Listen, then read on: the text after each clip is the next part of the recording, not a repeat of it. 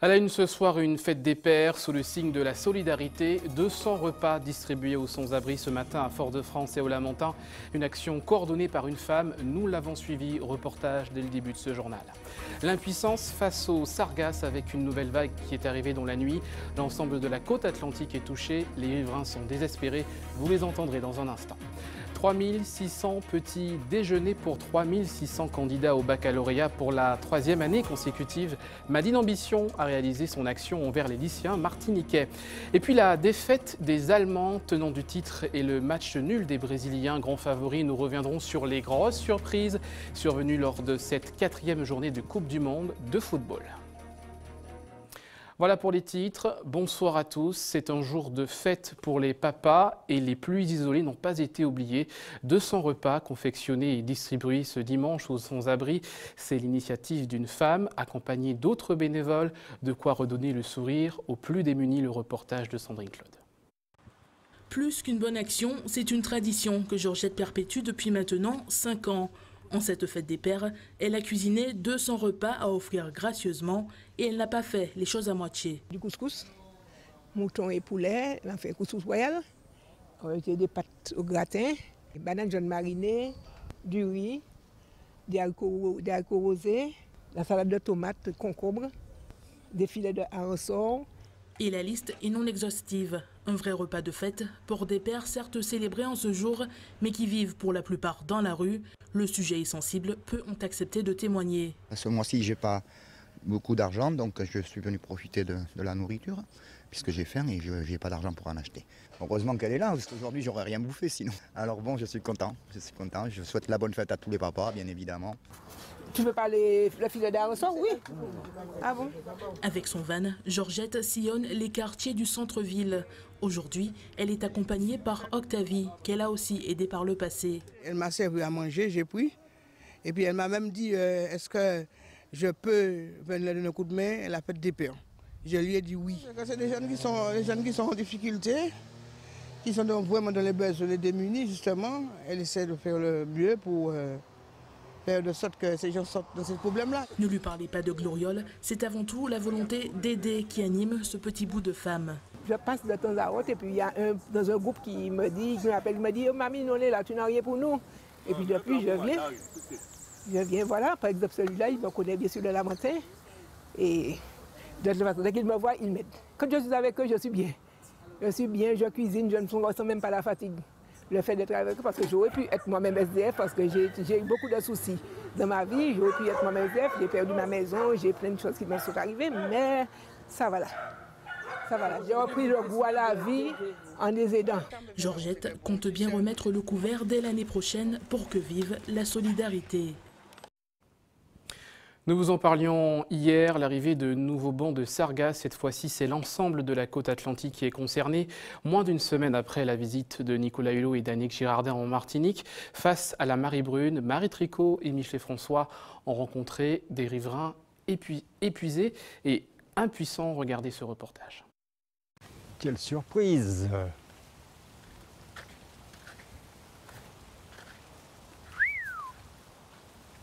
C'est plutôt une mauvaise surprise pour Martial, comme pour les habitants du Diamant qui, ce matin, se sont réveillés face à une nouvelle étendue de sargasses. Ne serait-ce que les commerces, là, les pauvres, ils ne peuvent pas tourner. Essayer de venir manger quand ça sent... Alors il y a ça, c'est acide, ça vous bouffe toute l'électronique, c'est quand même un petit fléau. Et qu'on ne sait pas régler pour l'instant. C'est vrai que ça serait mieux, ne serait-ce que pour le côté économique de l'île, d'avoir des touristes au lieu des algues. Des touristes qui désertent les restaurants de l'Anse-Cafard.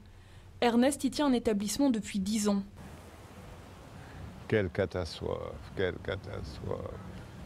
Malgré la bonne volonté de la commune qui ramasse les algues brunes chaque matin, les commerçants voient leur chiffre d'affaires dégringoler. Puis c'est tous les jours des tonnes qui arrivent, c'est fatigant. J'ai perdu en tant que chiffre d'affaires et puis je suis d'autant plus inquiet, c'est que on a une clientèle qui vient beaucoup de l'Hexagone et que ces gens-là sont des gens qui préparent leurs vacances 6 mois, 8 mois avant. Alors moi, je suis encore plus inquiet pour la saison prochaine. La côte atlantique n'est pas épargnée. Au Vauclin, la plage est déserte en ce dimanche, pourtant ensoleillée. Les tables des restaurants de bord de mer restent vides. On n'a pas beaucoup de clients et on n'arrive pas vraiment à faire fonctionner notre commerce. Les habitués des lieux assistent impuissants à l'échouage massif de sargasses. Ils savent qu'une nouvelle nappe importante arrive du large et qu'elle sera là dès demain matin. On est assez gâtés, je dirais, entre les cyclones, tout ça. Si on a les sargasses en plus, oui, c'est quand même relativement inquiétant. Il faut que les autorités, enfin, c'est notre sentiment à tous, que les autorités compétentes, entre guillemets, fassent ce qu'il faut pour minimiser le phénomène. Moins d'une semaine après la visite des ministres de l'écologie et des Outre-mer, l'État s'est engagé à débloquer des moyens supplémentaires pour lutter contre le fléau. Faute de solution pérenne pour le moment, les algues sont censées être ramassées dans les 48 heures, jusqu'à la prochaine vague. Il ne reste que quelques heures, qu'une nuit avant le début des épreuves écrites du baccalauréat. L'heure n'est plus vraiment aux révisions, mais plutôt à la préparation. Et pour partir du bon pied, quoi de mieux qu'un petit déjeuner, souvent oublié le reste de l'année par les lycéens. Comme depuis 3 ans maintenant, une association a préparé un petit déjeuner gratuit pour l'ensemble des 3600 candidats martiniquais. Regardez ce reportage. C'est le 10e déchargement du week-end pour les bénévoles de l'association Made in Jeune Ambition. Entre leurs mains, le petit déjeuner de 3600 candidats au baccalauréat. Aujourd'hui, on était sur 12 établissements. On s'est répartis sur deux véhicules. Chacun a fait 6. On l'a fait en 2 jours, samedi et dimanche. Mais en général, on essaye de le faire en semaine. Mais comme c'était pas possible cette année, donc on l'a fait le week-end. Pour la 3e année consécutive, cette action propose gratuitement un repas équilibré aux lycéens martiniquais. Bananes, eau, biscuits et même une boule anti-stress au cas où. Une initiative bienvenue du point de vue de ce chef d'établissement. Alors, sans cette opération de Made in Jeune Ambition, le seul petit déjeuner auquel ils auraient droit, c'est celui qu'ils sont censés prendre chez eux. Sauf qu'ils ne le prennent pas. Donc, conscient de ça, je pense que l'association Made in Jeune Ambition fait un travail excellent de proposer à ses élèves ce petit déjeuner lors de cette première épreuve du baccalauréat. Dans ce lycée privé, comme dans le reste de l'académie, tout est prêt pour le jour J. Le programme est affiché, les tables étiquetées et les épreuves sont bien gardées. Les épreuves sont derrière cette porte, donc bien gardées dans le coffre-fort, comme dans chaque établissement qui reçoit des candidats au baccalauréat. Demain, c'est la philosophie qui ouvrira le bal des épreuves et provoquera sans doute les sueurs froides des candidats. Quant aux bénévoles de Made in Ambition, ils goûtent désormais un repos bien mérité. Voilà, et le président de l'association Made in Jeune Ambition, Kevin Florian, notre invité ce soir. Bonsoir. Bonsoir et à tous. Merci d'avoir accepté notre invitation. Bravo pour cette initiative. Alors, première question, plusieurs entreprises se sont rassemblées pour vous apporter notamment une aide logistique, également des produits alimentaires. Mais est-ce que vous avez reçu une aide financière ou autre de la part d'institutions publiques, la CTM, les mairies ou le rectorat ? Oui, aujourd'hui, nous pouvons dire oui, que nous avons le soutien justement pour cette action en plus qui est récurrente justement des institutions, notamment bien sûr la première qui est le rectorat, l'Académie de Martinique. Sous quelle forme ? Déjà en donnant son autorisation. C'est déjà la plus grande des choses de pouvoir autoriser que nous puissions réaliser cette action d'envergure qui n'est pas simple dans son organisation et ensuite de nous permettre d'ouvrir la porte aux autres chefs d'établissement puisque après il y a une démarche où il faut se rendre et échanger avec les chefs d'établissement pour obtenir leur accord. Alors ça c'est pour les autorisations de principe, mais un soutien financier, une enveloppe comme les entreprises privées, est-ce que vous avez eu cela pour cette 3e opération ? Là, pour le moment, en tout cas, sur cette opération, malheureusement, non. D'accord. Est-ce que vous êtes en situation aujourd'hui, comme c'est une action qui prend un peu de l'ampleur, est-ce que vous pensez que ça serait bienvenu que les institutions, le rectorat, etc., la CTM, puissent apporter une aide financière à votre association ? Absolument, puisqu'il faut savoir que cette opération baccalauréat, comme elle s'appelle, n'est pas une simple action comme celle-ci. C'est d'abord surtout une action d'information, de sensibilisation sur un vaste projet que nous avons lancé qui s'intitule Santé, Nutrition, Sport, SNS. Donc c'est dans le cadre de ce projet que nous avons lancé cette action afin de sensibiliser les jeunes à la prise d'un petit déjeuner sain et équilibré. Alors 70 bénévoles, une vingtaine, une trentaine d'adhérents, autres adhérents qui vous aident continuellement. Est-ce que vous arrivez à faire d'autres actions dans le courant de l'année avec votre association ?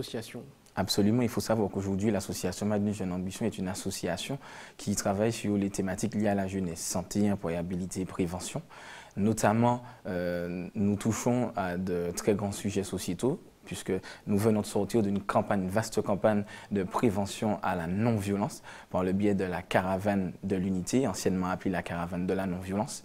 Aujourd'hui, nous sommes un acteur qui réalise, ou qui a réalisé en tout cas un outil de prévention qui est utilisé au sein des établissements scolaires, mais aussi dans le maillage du tissu associatif, qui touche bien sûr sur les addictions, qui touche aussi sur la sécurité routière.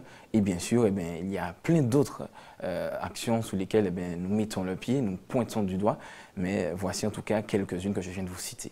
Alors, on va revenir au baccalauréat, des épreuves demain et votre opération justement pour permettre aux lycéens et aux futurs bacheliers de commencer la journée avec un bon petit déjeuner. Vous qui avez 25 ans, qui avez eu votre bac maintenant il y a 8 ans à peu près, quels conseils vous donnez ce soir aux lycéens qui nous regardent ? Il est important déjà de pouvoir être quelqu'un de déterminé, de ne pas sombrer face à l'adversité du stress. Donc, entre guillemets, si le stress vient à vous appeler, n'hésitez pas à raccrocher au bon On a fil. vu d'ailleurs les boules de stress qui avaient été distribuées ce matin et qui vont servir demain. Alors, absolument. Il y a le stress, il y a ceux qui considèrent qu'il faut bachoter encore jusque pendant les dernières heures, d'autres qu'il faut un repos total et changer un peu d'atmosphère. Quel est votre sentiment à vous ? Il y a différentes écoles. Le mieux, c'est de pouvoir écouter l'école que nous pensons qui va nous permettre à nous de pouvoir avoir cette réussite. Cependant, il y a d'autres facteurs environnants qui sont par exemple l'hygiène de vie, qui est importante à respecter. C'est la raison pour laquelle justement nous réalisons ce type d'action. Alors plus largement, le baccalauréat, aujourd'hui en Martinique, on a des taux de réussite qui frôlent les 80-85% chaque année. Vous qui êtes jeune, qui travaillez notamment avec votre association avec des jeunes, est-ce que ça reste un diplôme extrêmement important pour pouvoir réussir notamment dans la vie active ? Je dirais que c'est l'une des phrases qu'on a toujours répétées au sein de la société, même si on passe entre guillemets le brevet, le réel premier, on va dire la première clé, on va dire porte d'entrée dans cette société, c'est le baccalauréat. C'est déjà, on va dire entre guillemets, un challenge personnel que chaque lycéen devrait se fixer pour essayer de l'obtenir. S'il ne l'a pas, de réessayer. Puisque même lorsqu'on fait une chute de cheval, il ne faut pas hésiter à remonter tout de suite à cheval. Merci beaucoup d'avoir accepté notre invitation et encore bravo pour cette opération. Donc un petit déjeuner pour chacun des candidats au baccalauréat, un petit déjeuner préparé tout ce week-end. Il sera disponible à partir de demain avant les épreuves qui vont commencer avec la philosophie. Et évidemment, bonne chance, bon courage à tous les lycéens de Martinique. On poursuit ce journal direction la Guyane. On parle environnement avec cette mission menée par l'association OCL. Objectif, une étude sur les mammifères marins. Explication avec nos confrères d'ATV Guyane. Comptabiliser la faune marine et les oiseaux, c'est la mission du bateau Guyavoile qui va emmener l'association Océan, Sciences et Logistique. Dédiée à l'étude du milieu marin et fluvial en Guyane et dans les Antilles françaises, l'association s'efforce d'améliorer les connaissances de ces milieux et de sensibiliser la population à la richesse du patrimoine marin de la Guyane. Les quelques études qui ont été menées sur ce milieu ont montré qu'on a une diversité et une densité d'espèces de mammifères marins et d'oiseaux marins parmi les plus importantes de tout l'outre-mer français. Et ça, c'est en particulier vrai au niveau du tombant, donc là où le plateau continental tombe dans les plaines abyssales océaniques, où on a vraiment donc, les densités, les diversités les plus fortes de mammifères marins, mais c'est aussi là que se concentre l'activité d'exploration pétrolière, qui est fortement génératrice de bruit. Or, les mammifères marins sont très sensibles à la pollution sonore, parce qu'ils utilisent les sons pour communiquer, bien entendu, mais aussi pour se repérer dans l'espace, pour arriver à localiser leur proie, etc. Donc, c'est ce qui nous a amené à développer ce projet d'étude des cétacés au niveau du tombant, pour essayer donc d'améliorer les connaissances et ensuite de faire des préconisations pour limiter l'impact de l'exploration pétrolière, mais aussi sensibiliser la population à la richesse de ce patrimoine naturel. L'équipe est composée de biologistes marins et d'un ornithologue qui devront cohabiter dans ce catamaran dont l'autonomie est de 4 mois pour 12 personnes. J'ai réalisé il y a 15 ans en Guyane qu'il manquait un navire scientifique en Guyane. pour les missions côtières auturières. Donc j'ai fait construire ce bateau en Martinique. C'est un bateau fait sur mesure en strip planking qui permet de répondre à pas mal de demandes locales. Embarquée pour 10 jours en mer, l'équipe scientifique va se rendre à plus de 200 km des côtes pour observer et comptabiliser la faune marine présente à la limite du plateau guyanais. Mario Boccali. Bonsoir. Et merci d'avoir accepté notre invitation. Première surprise, je le disais, pour cette Coupe du Monde avec le Mexique que l'on n'attendait pas. Évidemment, les commentaires avant le match disaient d'ailleurs que les Mexicains n'avaient pas beaucoup de chance face à l'Allemagne. Selon vous, qu'est-ce qui a fait la différence? Oui, je crois que l'Allemagne, c'est l'équipe championne du monde. Contre le Mexique, le Mexique toujours une équipe qui s'est toujours arrêtée au 8e de finale, enfin sur les dernières Coupes du Monde. Et là, une surprise, je crois que là, c'est surtout l'équipe. On a vu une équipe bien défendre ensemble et puis bien contre-attaquer aussi. Ils ont très bien fait ça. Et franchement, sur la deuxième mi-temps, c'est vraiment l'équipe qui a tenu parce que c'était compliqué contre une équipe allemande qui a poussé sur la deuxième mi-temps. Alors là, on est en Coupe du Monde, mais c'est vrai que les Matininos participent parfois à des matchs internationaux avec de grandes équipes nationales. Là, qu'est-ce qui compte le plus? C'est le mental, la préparation physique, c'est quoi? Non, je pense que c'est un tout. Hein. C'est vrai que la sélection participe à la plus grande compétition sous la zone CONCACAF qui est la Gold Cup. Alors c'est vrai qu'il y a la préparation athlétique, technique, mais il y a l'aspect mental. On a vu que cet après-midi, les Mexicains, mentalement aussi, ils y étaient, même si tactiquement, ils y étaient aussi. Mais mentalement, je crois que ça fait partie. Le haut niveau, c'est un ensemble de facteurs, dont bien sûr l'aspect mental. Alors quand on est mené ou quand on mène 1-0, évidemment, le mental la joue pour beaucoup. Et on a bien vu les Mexicains qui ont réussi, parce que l'Allemagne quand même fait pas mal d'attaques, notamment sur le gardien mexicain. Qu'est-ce qui a manqué selon vous du côté de l'Allemagne? Sur l'Allemagne, bon, il a manqué un peu de lien. On a vu aussi, il y a eu beaucoup de centres qui n'ont pas été touchés par des attaquants. Je crois que ça a beaucoup gêné, mais je crois aussi qu'il y avait toujours le petit pied ou le gardien mexicain aussi qui a fait un super match. Donc il a manqué ce petit brin de réussite aussi. Et puis cet attaquant positionné là où il fallait au bon moment. Alors cette victoire, est-ce qu'elle peut changer l'histoire pour le Mexique? Bon, on ne peut pas non plus prédire l'avenir, mais est-ce que c'est un élément qui permettra de débloquer, de déverrouiller cette sélection mexicaine qui a quand même battu la tenante du titre? Déverrouiller, je ne sais pas. En tout cas, l'équipe mexicaine est une équipe qui travaille beaucoup. Je crois que le Mexique donne l'exemple sous la zone CONCACAF. Maintenant, quand on entre dans une compétition, on gagne le champion du monde en titre, ça lance les choses parce que je crois que match nul, ils auraient signé d'entrée. Donc gagner, je pense que c'est encore mieux. Maintenant, je pense que rentrer dans la compétition comme ça fera que je pense que le Mexique fera peut-être une belle compétition. Maintenant, vous avez vu, il n'y a pas de réalité quand on regarde les résultats. Et les deux matchs à jouer sont deux matchs différents aussi pour eux. Alors l'Allemagne qui avait vaincu le Brésil 7-1 lors de la dernière Coupe du Monde et le Brésil tenu en échec face à la Suisse. C'est la deuxième surprise de cette Coupe du Monde. Là encore, un grand géant. Alors, pas de défaite, mais on a quand même l'impression que les Brésiliens n'étaient pas au rendez-vous. Est-ce que c'est votre commentaire? Il n'est pas au rendez-vous. Je crois que c'est surtout le premier match. Ils n'ont pas perdu, c'est une première chose, contrairement à l'Allemagne. Après, je crois que ça a manqué de lien un petit peu chez les Brésiliens. Mais je crois que c'est le premier match. C'est une équipe qui a été marquée par le dernier mondial à domicile. Donc je pense qu'elle va se mettre tout doucement dans la compétition. Et elle va revenir, elle a de la qualité. Maintenant, quand on voit quand même les équipes qui sont capables aujourd'hui de gagner, on a vu l'Iran qui a gagné, le Maroc. Ça veut dire que les matchs seront compliqués et tous les matchs seront compliqués. Et c'est ce qui donne à la limite cette impression de, justement, on n'a pas de certitude dans les résultats. Je crois que ça, c'est très positif. Alors, vous n'êtes ni parisien, ni marseillien. Vous supportez Marseillais, vous supportez l'équipe de Bordeaux. Alors, peut-être un commentaire neutre sur la situation de Neymar. On l'a vu jouer tout à l'heure. À un certain moment, il boitait. Est-ce que sans Neymar, parce que bon, c'est pas, on verra ce qui va se passer pour la suite. En tout cas, il est là pour le moment. Est-ce que Neymar est vraiment l'élément central de l'équipe brésilienne? Je ne sais pas. Je crois que bon, on connaît la qualité du joueur. Il est capable de faire la différence à n'importe quel moment du match. Maintenant, bon. Je crois que l'équipe en a besoin, mais l'équipe en a besoin à 100%, qu'il soit à 100%. Alors je ne sais pas, là c'est le staff médical seulement qui sait s'il est à 100%. Selon vous, il était comment là? C'est vrai qu'on l'a vu un peu boitiller quelques fois, donc il s'est posé quand même pas mal de petites questions. Mais il a quand même fait tout le match, ça veut dire qu'athlétiquement il devait être bien. Et puis on l'a vu en fin de match très bien. Donc on verra, la compétition nous dira en fait si Neymar est bien et si vraiment le Brésil en avait besoin à 100% ou à 80%. Dernière question, est-ce qu'avec vos hommes, donc les Matinino, est-ce que vous suivez un peu cette Coupe du Monde? Alors, bon, pour rêver peut-être un peu, mais surtout aussi pour voir un petit peu les dernières techniques, les dernières tendances du football mondial. Est-ce que c'est quelque chose qui intéresse tout footballeur martiniquais et même au niveau mondial? Oui, je pense que la compétition intéresse déjà, ça c'est une première chose. Mais le problème, c'est que quand on est entraîneur, on ne regarde plus le match de la même façon en tant que spectateur. On le regarde différemment sur le positionnement des équipes, sur la façon de jouer des équipes. Et je crois que des fois, à la maison, je me dis, allez, aujourd'hui, je regarde le match en tant que spectateur et j'évite d'analyser, mais des fois,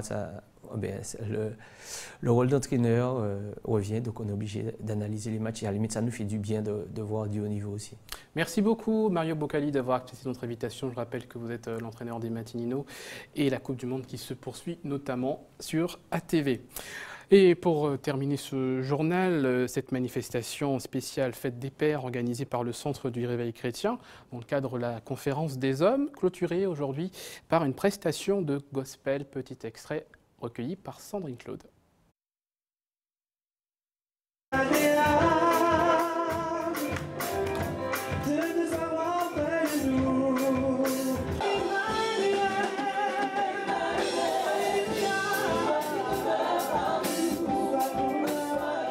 La fête des mères est très promotionnée, mais la fête des pères est vraiment, on n'entend pas trop parler. Et vraiment, voilà, on voit que le leadership de l'homme n'est pas à sa place. Il faut vraiment restaurer l'image de l'homme, que l'homme puisse revenir parce qu'il a fait aussi des erreurs. On a fait des erreurs, nous, hommes. Et il faut vraiment qu'on puisse revenir à notre place, qu'on puisse vraiment, la femme pour ce matin est fatiguée, il faut que l'homme puisse vraiment retourner à sa place.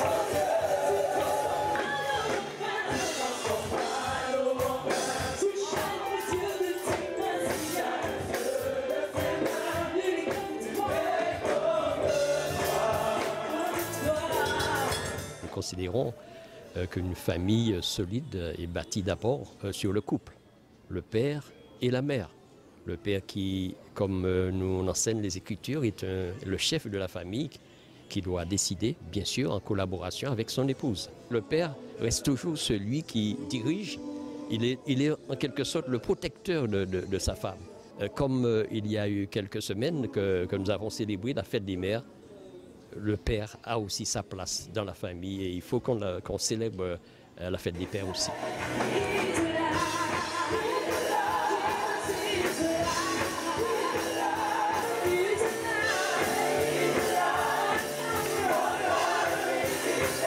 Avec tout ce qui se passe, même avec le féminisme qui aujourd'hui dénonce pas mal de choses, cette figure a largement pris des coups au travers de l'histoire, non pas du fait des femmes qui dénoncent certaines choses, mais du fait aussi des réalités où les pères n'ont pas toujours pris leurs responsabilités. Donc nous voulons bien sûr contribuer au relèvement, à la restauration de cette figure qui manque effectivement souvent à beaucoup de familles et même à la Martinique, parce que les pères devant Dieu sont des personnages très importants pour la bénédiction d'une famille et il faut aujourd'hui les encourager et nous pensons que cette fête va peut-être prendre une autre dimension et on veut y travailler.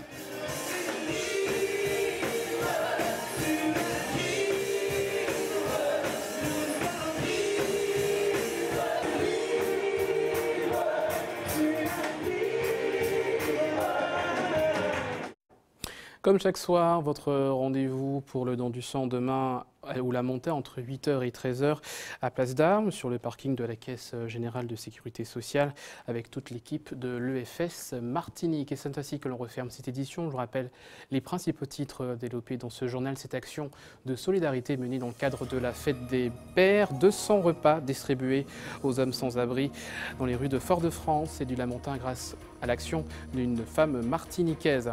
Nous sommes revenus également sur ces nouvelles arrivées d'algues sargasses en Martinique. Quasiment l'ensemble de la côte atlantique s'est réveillé avec un tapis brun. Ce regard inquiet des riverains, là encore le commerce est également touché. Le baccalauréat 2018 dans quelques heures et demain, 3600 candidats auront droit à un petit déjeuner gratuit. L'opération est menée par l'association Madine Jeune Ambition et grâce notamment aux dons de plusieurs entreprises. Et puis une nouvelle journée de Coupe du Monde. Vous avez pu suivre sur ATV Martinique avec deux grosses surprises. L'Allemagne battue 1-0 par le Mexique et le Brésil tenu en échec face à la Suisse. Dans quelques instants, vous allez retrouver la météo présentée par Ruth Fortuna. À 20h, votre téléfilm. Mais tout de suite, la rediffusion d'un Entier Peya spécial Fête des Pères, présenté par Regine Germani. Demain, vous retrouvez Sabrina Doré. Excellente soirée à vous.